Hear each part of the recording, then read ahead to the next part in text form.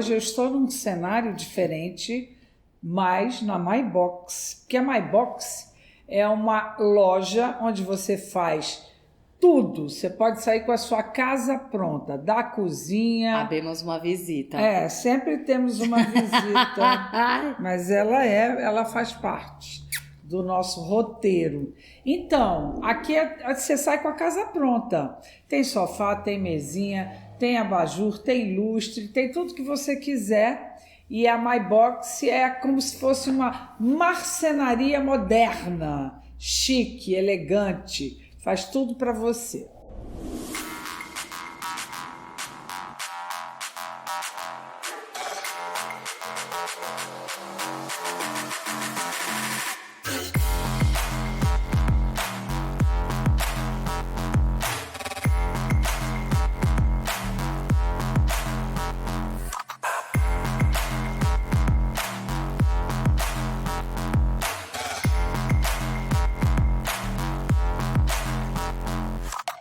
Na hora de fazer as compras de casa, quem busca qualidade e economia encontra tudo no Super Nova Cidade. Contamos com um ambiente moderno e aconchegante e uma grande variedade de produtos alimentícios, bebidas, produtos de limpeza, higiene pessoal e muito mais. Venha nos visitar e conheça também a nossa lanchonete. Temos bolos, sanduíches, salgados e muitas outras delícias para você saborear.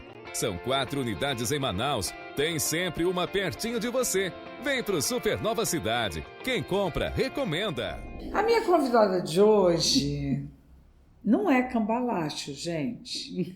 Também não é. Não é cambalacho, porque ela é minha filha, né? É a Júlia Carrani. Mas eu quero que a Júlia conte um pouco da história dela. Que, engraçado, a vida vai cruzando, né? Pais e filhos, filhos e pais.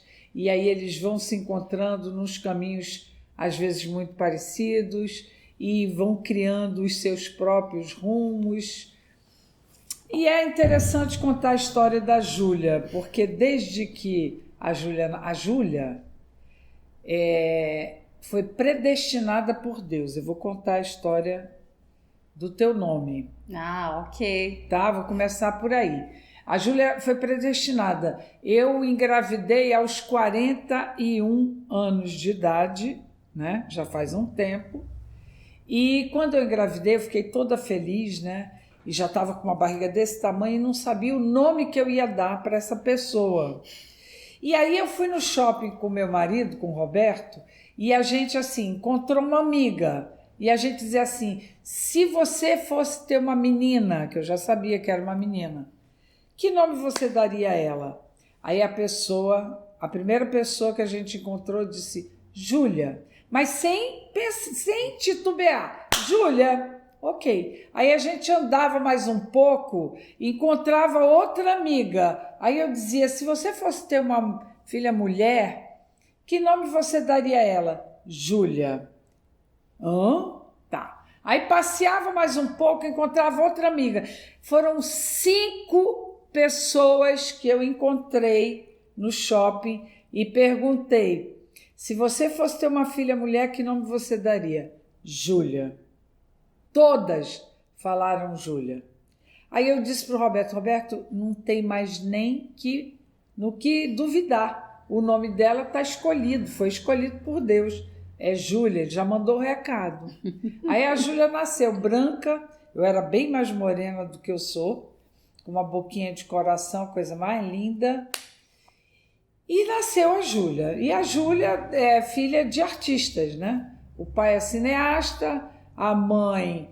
Eu sou atriz, mas eu não atuo há muitos anos, né? Outro dia eu estava vendo Carmen de la Zone, que foi uma peça que eu fiz. Poxa, faz 30 anos que eu fiz essa peça, 31. Então eu dirijo, atuo, mas o lance mesmo foi a televisão. E a Júlia, desde pequena, falava o quê, Júlia? Te lembra? Que eu queria ser artista? Queria ser artista, queria sair de Manaus. Sim, já ia te falar, porque eu tive várias fases, né? Então conta um pouco. Primeiro, oi, tudo bom, né, querida? Porque começou, nem me deixou falar, já foi falando na minha frente. É assim, Bonazinha é assim, ela não deixa as pessoas falarem. Bom, Eu lembro que foram várias fases. Eu acho que desde sempre eu já sabia que eu ia ser artista. Eu nunca tive dúvida. Isso eu considero um grande privilégio, porque várias amigas minhas e, enfim, pessoas que eu conheço tiveram muita dificuldade de saber o que elas já queriam fazer, principalmente muito novos, porque eu acho meio cruel a gente ter que decidir qual a carreira que a gente vai seguir pro resto da vida com 17 anos. Assim, é muito... Eu acho cruel. Desde pequena, eu já sabia que eu queria ser artista. Só que eu não tinha certeza de o que dentro da arte eu queria fazer. Então, eu falava que eu queria ser pintadora. Lembra dessa época que eu queria ser pintadora? Que era pintora, gente, mas eu falava pintadora. Eu gostava de pintar, de colorir. Porque meu pai foi um grande artista plástico. Sim, mas eu nunca tive aptidão para desenhar, nunca tive nem paciência, eu gostava só de colorir. Mas assim, eu gostava de performar em casa. Então, a minha história, eu digo que começa dentro do meu quarto. Eu me trancava dentro do quarto e eu transformava meu quarto num grande cenário de filme. Então, assim, eu escolhia... um dia eu vou fazer o Harry Potter. Aí eu colocava o DVD do Harry Potter, eu escolhia todos os figurinos, as roupas que eu tinha parecidas com a Hermione, e eu botava o filme pra rodar e eu fazia a cena do filme dentro do meu quarto. Tipo, tava rodando o filme, eu sabia as falas decoradas, eu fazia e tal. Isso era eu dentro do meu quarto, ninguém sabia, meus pais não viam. Eu não via. Não, mas eu fazia isso pra mim. Depois, às vezes, de vez em quando, eu saía e ia fazer umas apresentações pra eles. Tipo, eu fazia teatro pro meu avô. Ele tinha umas escadarias assim, na casa dele, e lá eu fazia umas apresentações pra ele. Agora eu lembro, não sei se tu lembra dessa história. Qual? A gente tinha, na época, um vizinho, que era aquele cara que morava onde hoje em dia é a Casa Nova. Mas eu preparei um show e falei, não, vou fazer um show e quero convidar os vizinhos. Eu tinha, sei lá, 10 anos. E aí, era um show da Britney Spears, eu acho, que eu ia botar lá a música pra tocar e ia fingir que eu tava cantando junto. E aí, eu travei. Era dentro do quarto de vocês, aí tava tu, o papai, a mulher do rapaz lá que morava e ele. Todos na cama de vocês, que era uma cama de casal. E eu travei, eu não saía do banheiro. E eu chorei muito.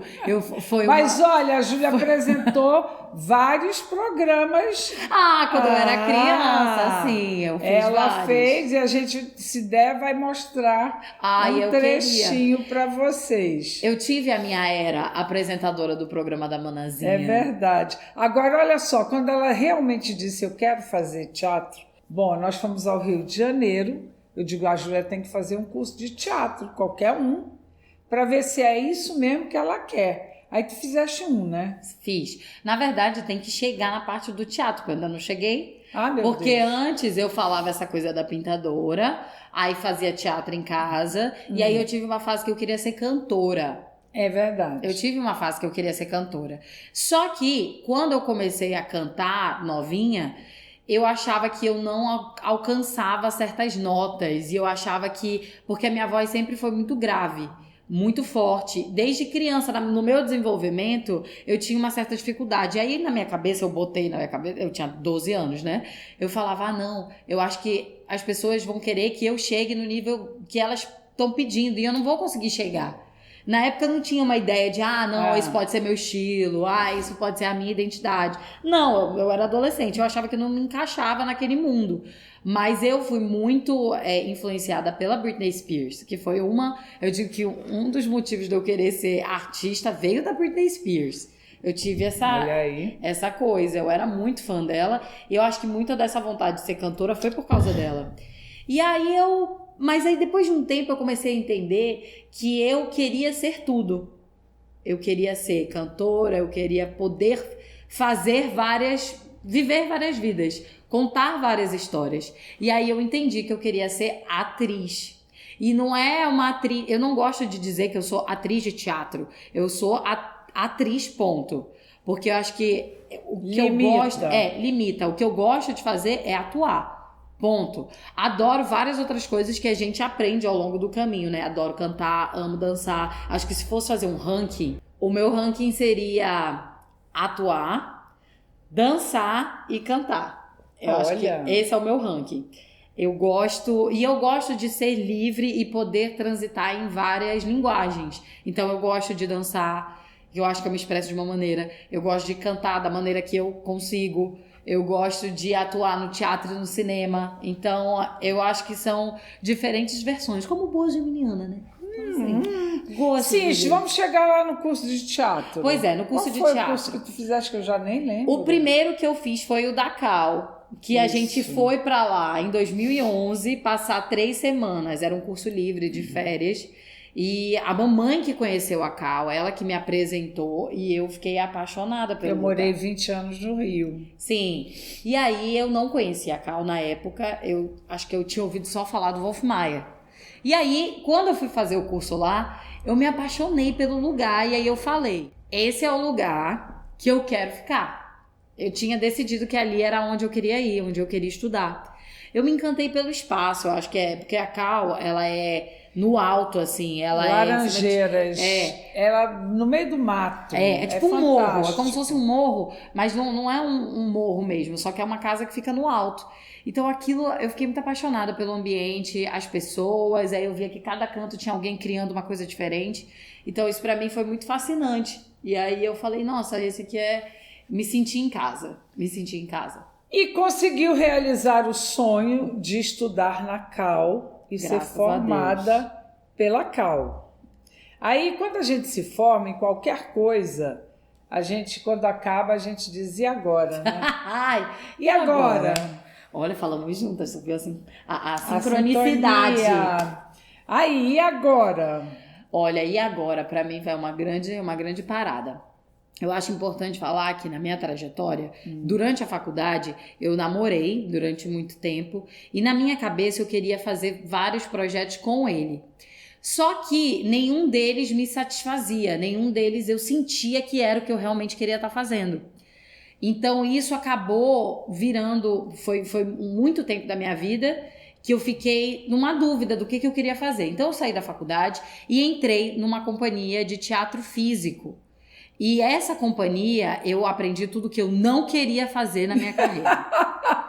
Eu entendi que ali, desculpa se alguém estiver vendo, né? Se o diretor me bloqueou de tudo, me chama de Arvandanina, não sei o que, caguei. Mas, ali eu acho assim, eu realmente acredito que nada que a gente faz é por acaso. Nada. Mas ali eu aprendi que o que eu não acreditava ser teatro. O que eu não acreditava ser trabalho de equipe, trabalho de grupo. Realmente ali eu acreditava que não funcionava, não da maneira que era proposto. Não funcionava pra mim. E aí passei 1 ano nesse espaço e aí foi a primeira coisa que eu fiz. Sofrendo pra caramba, tendo várias questões, várias crises, enfim. Até que teve um momento em que eu tenho que contar, será daquela história da peça da Sininho? Aquela peça que eu fui demitida porque eu era muito boa? Teve esse rolê aí de que eu fui demitida. Não, tudo acontece. Tem as pessoas que gostam de você, tem as pessoas que olham pra você e dizem barbaridades. Ixi, nessa daí eu ouvi barbaridades. Mas essa foi minha primeira experiência. Aí, antes do teatro físico, eu passei pra fazer uma peça infantil que era em Curicica. E aí eu falava, pô, não, eu sei que é uma primeira experiência, teatro infantil, vamos, porque no final a gente sempre, começo de carreira, a gente sempre diz sim pra tudo. Então, o não existe. Hoje em dia, eu continuo falando sim pra tudo, mas eu já começo a dar uma filtrada um pouco maior. Alguns projetos aí eu já, não, isso aqui eu acho que não precisa. Então, naquela época, entrei nessa peça e aí comecei a ensaiar. Teve quando chegaram nas apresentações, o diretor tinha enviado pra mim uma música que era pra eu dublar em cena. Aí eu falei, quando eu ouvi a música, era o próprio diretor e a mulher dele cantando. E tava muito ruim, gente. Não é que tava assim, era impossível fazer aquilo. E aí eu falei, cara, eu vou me posicionar sobre isso, eu vou falar. Então eu peguei e falei, mandei uma mensagem pra ele e falei, olha, eu ouvi aqui, e super tranquila, respeitando o lugar dele de diretor, e falei, olha, eu ouvi aqui a gravação, eu realmente acho que a gente não precisa dublar, eu consigo cantar essa parte. O ator que fazia o Peter Pan, eu fazia Sininho, tá? Então, o ator que fazia o Peter Pan sabia cantar também. Então, na minha cabeça, não fazia sentido a gente não cantar. A gente podia cantar sem microfone, era um espaço pequeno, dava pra fazer. Cara, ele fez um piti tão grande, que ele falou, não, porque eu sou o diretor desse espetáculo e não sei o quê, e você tem que obedecer, você tem que se colocar no seu lugar de atriz, de não sei o quê, nananana. E eu fiquei assim. E aí, nisso, eu me calei e falei com os meus colegas de cena, dizendo que não estava satisfeita com isso, e todo mundo achou um absurdo, ninguém falou nada, como sempre eu falando as coisas, ninguém falando nada. Aí eu, tá bom. Eu conheço bem isso. Aí eu, beleza. Passou-se o tempo, fiz a apresentação, dublei o negócio lá ruim. Quando acabou, a gente fez uma reunião. E nessa reunião eu sentei lá, e aí eu falei tudo, e ninguém mais uma vez falou nada sobre as insatisfações. Porque não era só uma insatisfação em relação à dublagem, era outras coisas que estavam acontecendo. Sim. Então eu falei me posicionei ali, e aí eu lembro que ele começou a me humilhar na frente das pessoas. E eu era muito novinha, eu tinha 21 anos na época. Então eu lembro que o cara falou assim, é porque eu acho que você está num patamar que não quer aprender nada com ninguém, não sabe o que é trabalho em equipe. Me esculachou. E pra completar, ele me humilhou fisicamente. Ele foi falar, porque eu não queria que você fosse Sininho, porque você não tem nenhum perfil pra fazer Sininho, você é gorda. Aí começou a falar do meu corpo. Olha, hoje dá um processo, lindo, né? Isso naquela época não dava tanto não, mas hoje em dia dá. E aí ele falou isso pra mim. Ele disse que, eu só aprovei você porque a minha mulher queria. Aí eu olhei assim pra cara dele, a sorte é que eu era muito tranquila. Eu olhei pra cara dele e falei assim, olha, eu não vou baixar meu nível ao que você tá fazendo comigo, não. Se você me aceitou nesse trabalho é porque você quis. Só sei que eu saí, ele me demitiu, né? Eu saí, enfim, eu já ia sair de qualquer jeito. E aí eu lembro que, eu fiquei sem... Essa reunião foi em Curicica, eu fiquei sem suporte nenhum. Pra ir embora, foi assim... Eu tive... Um amigo meu foi me levar lá na frente pra eu conseguir pedir Uber na época e voltar pra casa.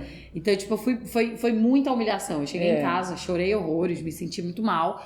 E aí, enfim, depois disso veio a experiência do teatro físico, que também foi outra porrada na cara. Ou seja, toda vez que você se forma, você fica muito perdido, você aceita várias coisas e você se ferra. Então, por isso que eu digo que eu acho que esse ano foi um ano para eu entender o que eu não queria fazer. Isso foi uma das coisas, né? Tiveram outras também, mas acho que... Aí depois a Júlia encerrou um ciclo lá no Rio. Foi. Veio, aliás, não veio para cá, foi para Israel. Foi.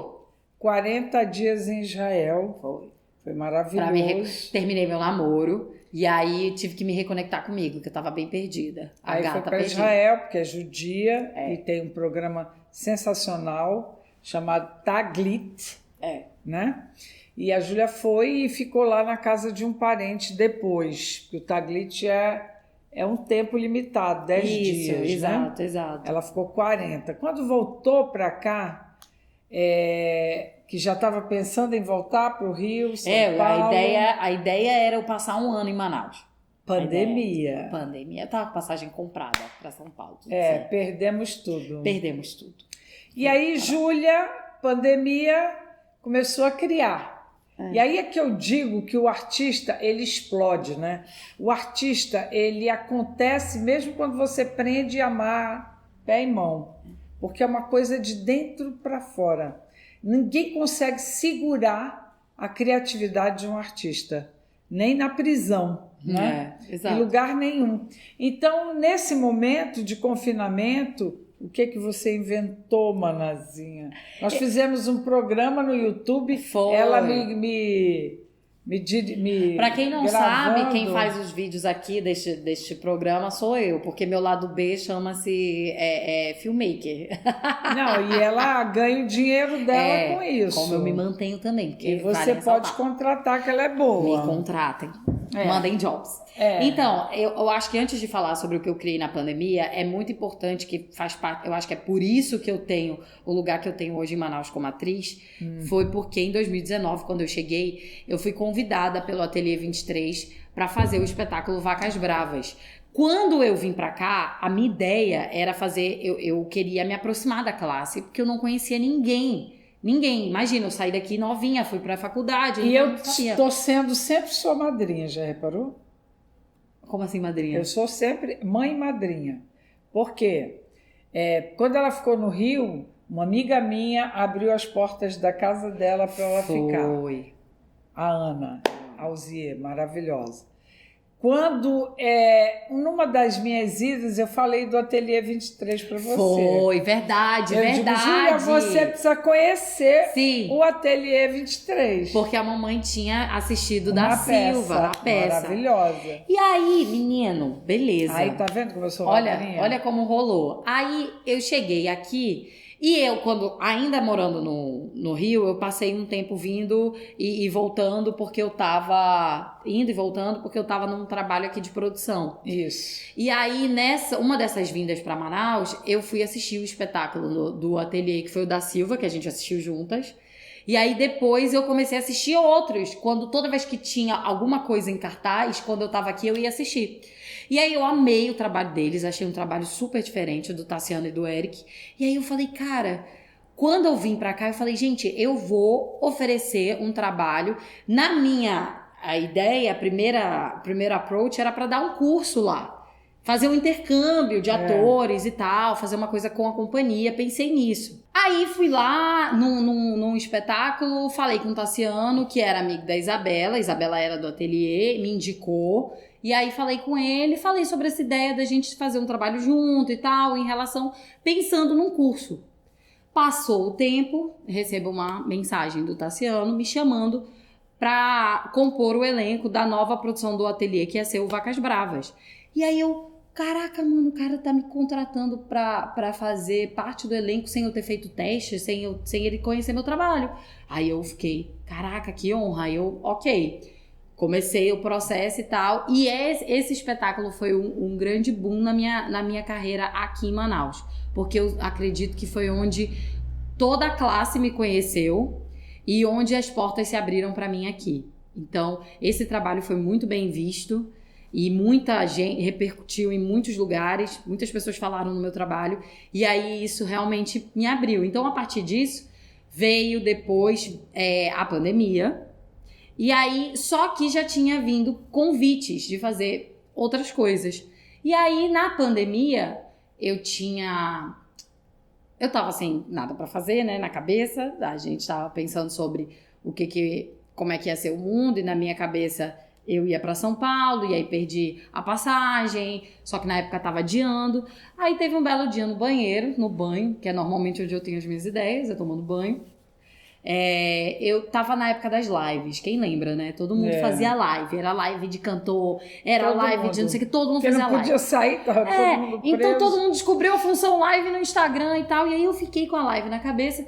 Aí eu falei, cara, e se eu fizesse uma cena como se fosse uma videochamada entre dois personagens? E aí veio a ideia do projeto Encontros, que foi o que eu criei na pandemia.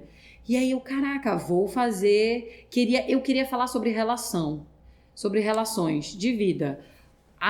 Entre amigos, entre pai e mãe, entre filhos, entre irmãos. Eu tava nessa ideia de falar sobre relações, porque no momento em que a gente tava sem contato, eu sentia a falta dos afetos. E aí eu queria falar sobre isso.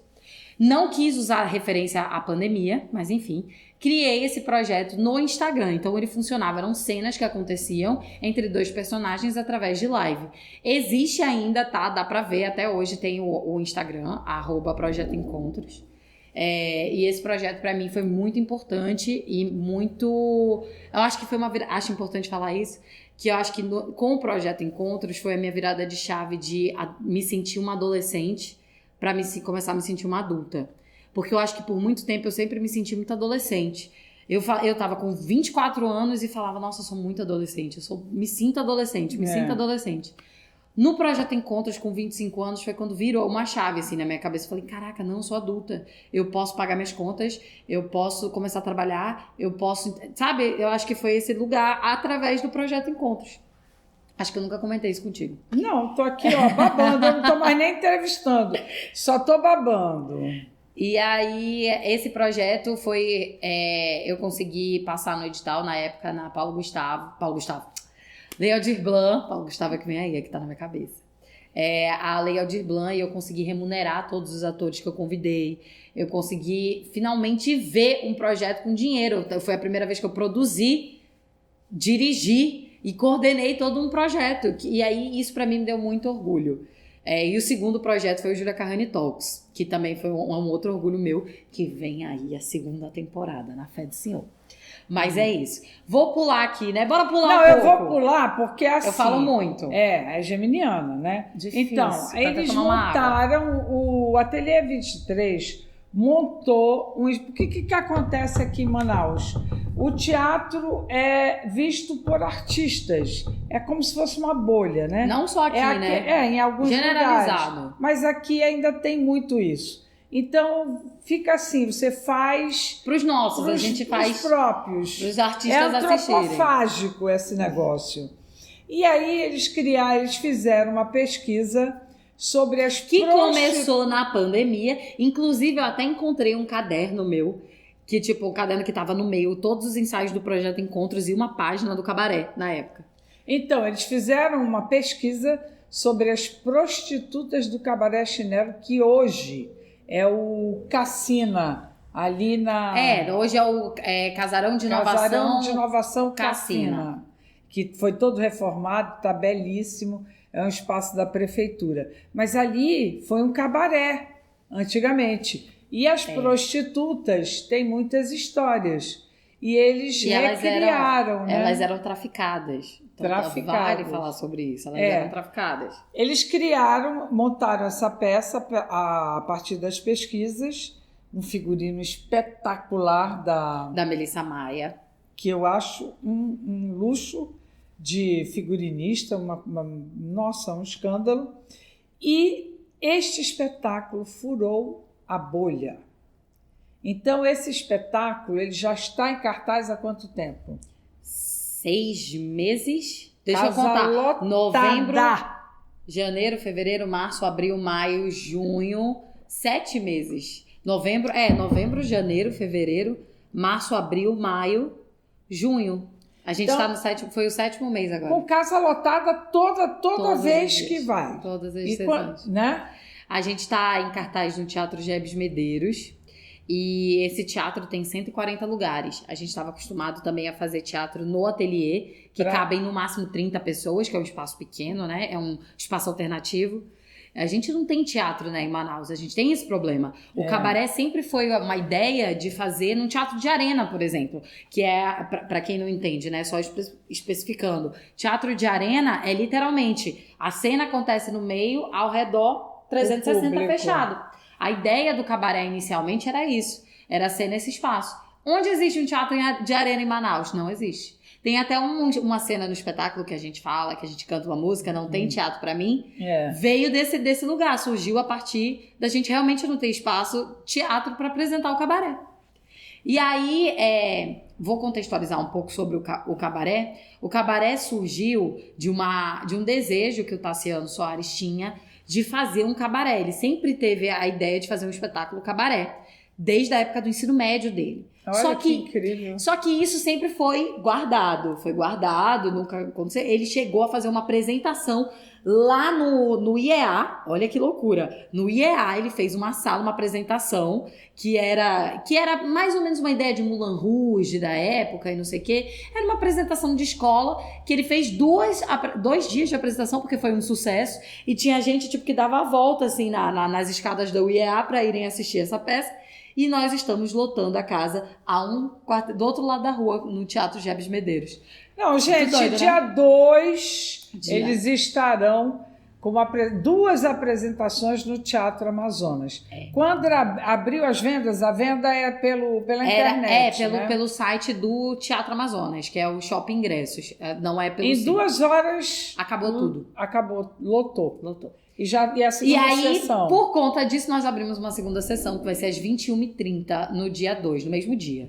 Então vai ser a primeira vez que nós vamos fazer 2 sessões no mesmo dia, porque o Teatro Amazonas não tem pauta, né? Então a gente só podia fazer naquele dia. E aí, primeiro que a gente ficou muito tempo pensando, gente, será que a gente vai lotar o Teatro Amazonas, 700 lugares? Ah, não sei, todo mundo com medo. A gente ficou com medo. Tanto é que, uma curiosidade, nós cancelamos a apresentação desse final de semana, que ia acontecer sábado e domingo, com medo de não conseguir vender para concentrar as vendas no Teatro Amazonas. Cara, a gente cancelou à toa.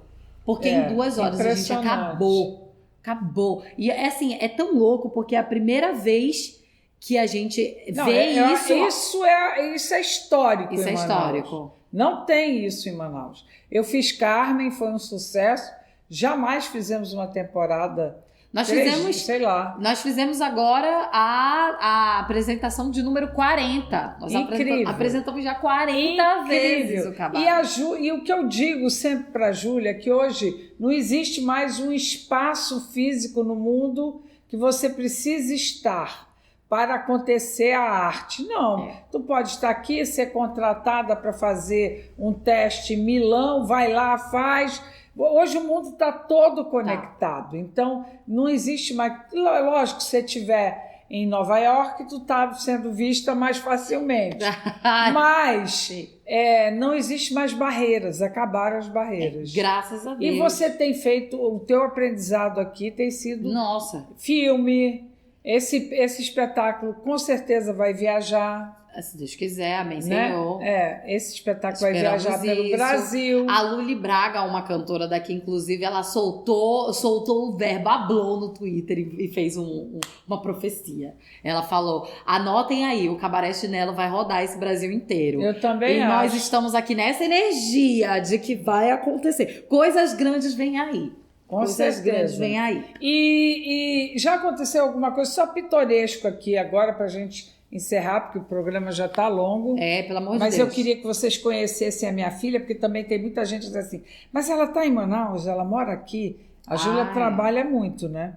Então... Eu acho que muita gente que não me conhece muito bem, conhece mais...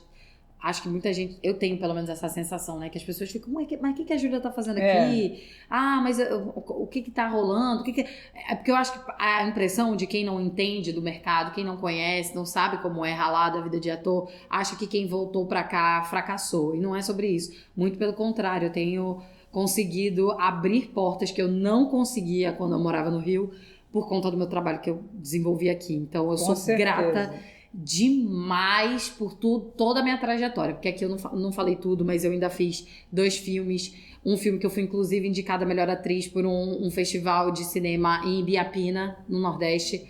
Então, tipo assim, o Graves e Agudos em Construção, que foi também outro filme que me lançou como atriz no cinema aqui. Então, muita coisa na minha carreira aconteceu a partir dos meus trabalhos aqui. Então, eu acho que eu tô começando aí uma estrada um pouco maior a partir do que a gente está fazendo. E a vida do artista, ela é ralada sempre. Acabou uma coisa, já tem que ter outra, não é emprego. Não é. E eu acho que, acima de tudo, é de muita resiliência. Porque tudo te leva a desistir. Tudo. Seus problemas internos, que a gente tem que falar sobre a nossa saúde mental também, que rola. A sorte é que eu sou uma pessoa muito forte e aí eu tenho isso muito firmado na minha cabeça. Que e muito amada. Muito amada. E aí eu tenho na minha cabeça que é isso e não tem outro caminho. Porque se a gente abre a possibilidade de um outro caminho, a gente não acaba saindo. Do que? Do seu que realmente propósito, da sua vida. Isso é uma coisa que eu, botei encruado na minha alma. Eu não vou sair do meu caminho, não vou desistir. E eu não deixo ela sair. Eu sei que é árduo, que é difícil. Tem dias que eu tenho vontade de jogar tudo pro alto e falar, gente, eu vou virar dentista, sei lá. Eu passei por isso tudo, passo até hoje. Não muda muito o quadro, não se iluda. Não. Mas, de todo esse tempo de temporada, qual é o aprendizado, qual foi a coisa mais esdrúxula que você já viveu? Com plateia, com público, com gente? Sim, teve recentemente. Com certeza foi a mais que me desestruturou. Nós estamos contando histórias de mulheres que foram traficadas. Então, são mulheres que foram obrigadas a se prostituírem, saírem de seus países. A maioria eram polacas, então chegavam aqui com a promessa de uma nova vida e não era a minha personagem. A Solange, por exemplo, é francesa. E todas são histórias reais, né? Então, a gente denuncia o que era feito e que existe até hoje. Claro. E uma das cenas do espetáculo, a maioria dessas meninas, elas eram realmente meninas.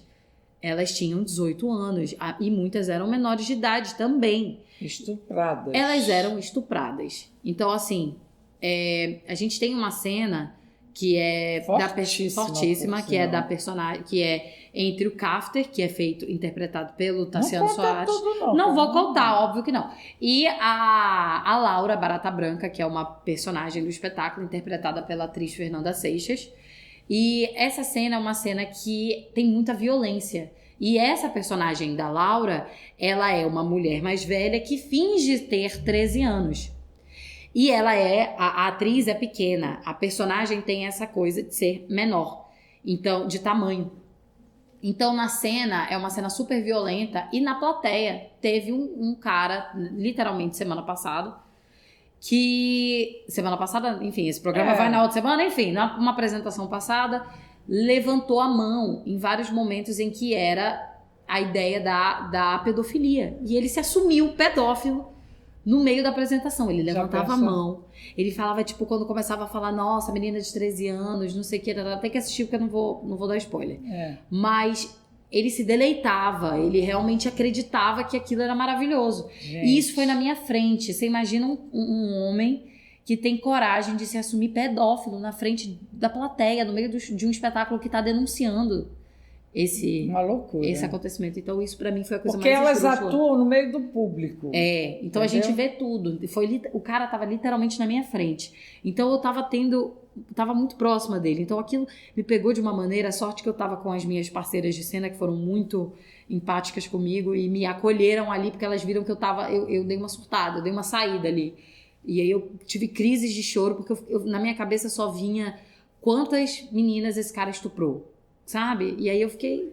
Foi a coisa mais pesada que a gente viveu no cabaré até hoje. Quer dizer, que eu vivi. Porque cada atriz passa pelo seu processo individual. Porque cada uma lida com a plateia. São quantos atores? São 12 atrizes, 2 atores e 3 músicos em cena. Ou seja, 12, 13, 14, 15... E vai continuar. 16, 17. Vai continuar. As pessoas podem descobrir como... pelo Simpla? Sim, então, nós vamos continuar. Nesse momento, a gente só tem a apresentação do Teatro Amazonas, que tá eu espero que até esse vídeo sair, o programa na quarta-feira, ainda tem ingresso para a segunda sessão, mas já tá meio lotando. Então, caso já tenha lotado, fiquem atentos no Instagram do Ateliê, @ateliê23, no meu também, @Julia Carrani, que eu sempre tô colocando lá quando tem ingresso e quando esgota. E aí, temos essa apresentação do Teatro Amazonas, depois vamos dar uma pausa, teremos surpresas no meio do caminho e voltamos em cartaz no Gebes Medeiros no final de agosto, ou seja, vai demorar um tempinho aí. Mas eles já apresentaram até em Parintins. Gente, Parintins foi uma grande surpresa, foi o nosso maior público. Agora vai ser o Teatro Amazonas, mas o maior público foi em Parintins, 200 pessoas. Numa sala, a gente achou que ia dar 20 pessoas e foram 200 pessoas. Arrasou. É uma loucura. Eu fico, como mãe, muito agradecida por ela ter conseguido, esse espetáculo, ter conseguido furar esse bloqueio, né, aqui em Manaus. E tá tanto tempo em cartaz e com certeza vai ter uma vida bela e longa. E, meu amor, te amo, né? Ai, também te amo. É minha gostosa. A gente falou tanto, eu espero que esse programa não tenha 50 minutos. Não, é a minha filha, a Júlia, vocês conheceram um pouquinho dela e nós somos isso, artistas. Tchau, gente, até a próxima. Tchau, galera.